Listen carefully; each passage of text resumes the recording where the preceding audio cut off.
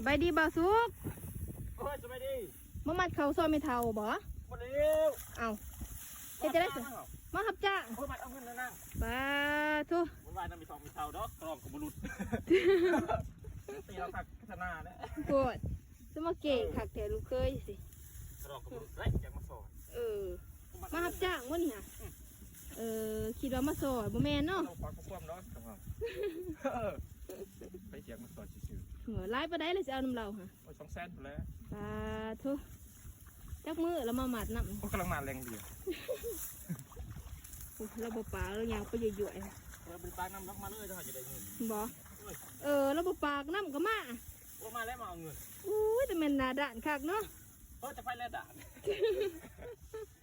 กระเจ้าฮะแล้วสั่งว่าอะไรผู้ไปเงินมาเคยชื่อก็ได้บ้านะเฮ้ยกระดองกับบุรุษเคยเลิกสิบอกกระดุกกระดองไงก็ยังไข่ดอกกระดองกับบุรุษวางใจไม่เท่าไอเบ้แล้วว่าขั้นซอยชิลุดหายแล้ววะจับไปรู้จิบจับฝันหน่อยว่าชิลุดมาเป็นได้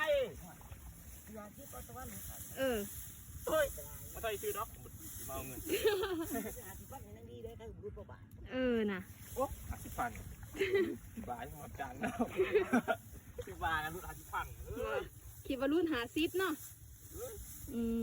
บาทนี่มีเท่ามี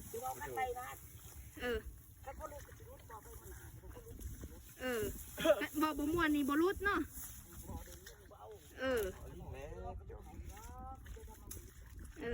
ว่าลีแน่มาซอยได้ซื้อแล้วบ่มาซอยได้ซื้อบ่ไปมาแล้วนี่จะได้แล้วเราลุดกระดองให้ทับอีดอมมาหับจ้างโอ้ยเราลุดกระดอง